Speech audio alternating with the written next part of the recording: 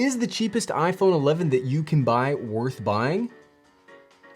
Let's find out. What's up everyone? Welcome back to reviewing the cheapest, because you know what? Tech can be expensive and you don't need to spend top dollar to get the best that's out there. So let's talk about my favorite, basically one of my favorite devices ever made, and that is the iPhone 11 that you can see right here. So I use this phone everywhere for just about everything. If you watched last week's video, you saw that I really like the iPad that we're using to control this camera right over here, the GH5 right now, and I use it all of the time. So if you imagine like, I have a big expensive computer that does like 10% of my work, I have a much cheaper computer that does like another 20% of my work, the remaining 70, let's check.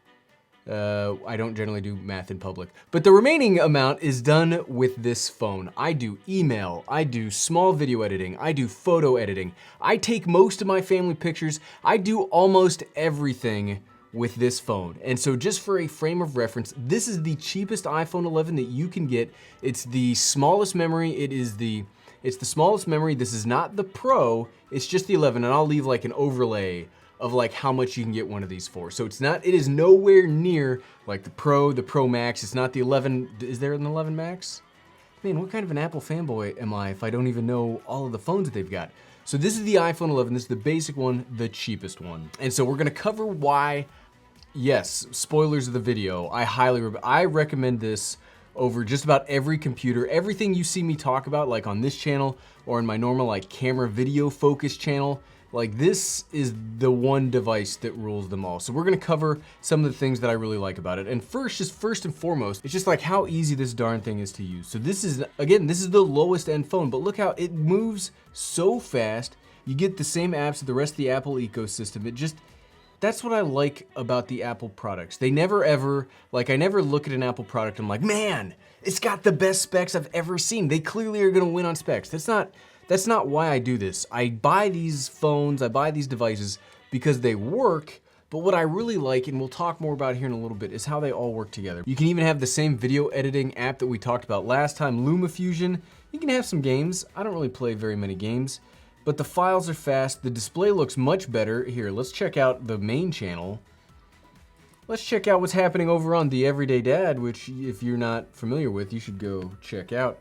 But the video quality looks great, the audio looks great. I really like the display here. It's nice, it's sharp, it's beautiful. The audio here, you can hear it straight from the camera. The image quality on this camera, you can hear it straight from the phone. I don't think you can get better image quality at this price point.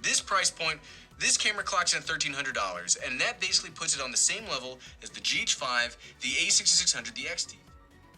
Yeah, it sounds great. Sounds great. And the next thing I want to talk about, and it's more of like an everything with Apple, it's not just this phone, but the reason I like this is because this does everything that all of the high-end ones do, and it's how interoperable it is with the rest of the Apple ecosystem. So you take this phone, you take a picture on it, I can then share it to my iPad, I can share it to my iMac, I can share it to MacBook if I were to have it. Like, I can easily transfer files through what's called AirDrop, and I know a lot of people are like, oh, do you Apple people really use AirDrop that much? I use AirDrop multiple times a day. Like whether it's transferring files, like if I do video on my phone and I just want to quickly export it to my computer, my iMac, easily. If I want to take a picture and then send it to my computer for editing or send it to my wife, it's snappy. It's snappy. I just tap, here's the camera I bought today. Up, AirDrop, now it's on the iPad. It's on the iPad right over here, check it out. That's how easy and quick it is. Like if you're gonna buy an Apple phone, you're gonna buy an Apple device, like it really behooves you. It's like much more helpful if you're in like the overall ecosystem. Like it is an ecosystem. Like I talk about that with video cameras all the time, where it's not just the body that counts, it's like the overall everything that comes with it. And here you can't do much better than what Apple has going for it. But the reason I bought this, I could have used my iPhone XR forever. It does basically the exact same thing that this does. But why I switched and why I bought the iPhone 11 and why I recommend the iPhone 11 to everybody. If you're trying to start a YouTube channel or you're trying to start like family video, this is the camera that I recommend to people. Like currently right now we've got about $5,000 worth of camera equipment doing all of this. If you consider the monitor down here recording, if you consider the iPad, like we're talking like $7,000 worth of stuff like all around me right now. I don't recommend you go out and do that in any way, shape, or form. I recommend people go out and buy an iPhone 11 to find out if they even like doing this. And the camera on this thing has changed a lot about how I view budget cameras and again, how I recommend cameras to other people. Like just today, no kidding, I'm not making this story up. Today, somebody called me that knows me personally. Is like, hey, I know you do YouTube. What kind of camera should I get if I want to start doing this thing? And I was like, look, what's your budget? Your budget's about 600 bucks.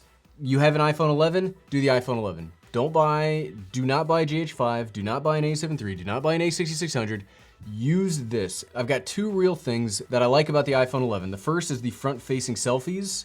I know that sounds kind of dumb, but when you're on social media all the time and you're trying to grow a social media presence, selfies are important because people want to see what you're doing. They want to interact with you, the creator or the brand or whoever you are. They want to interact with you. They want to see what you're up to. And selfies are a great way to do that. But how wide these selfies get, look, you can do like, this is the front-facing camera with the wide selfie. So if you're out and about and you're on some kind of cool thing, you can do a wide angle selfie from your phone that you've always got with you.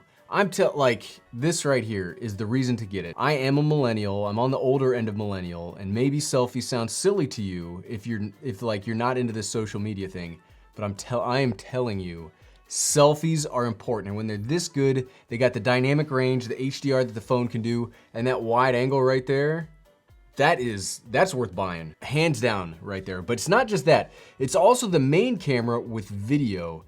This camera is the best video camera. I may need to do a video comparing like an action camera. Like this is the GoPro Hero 8 Black, which is the current best action camera that you can buy.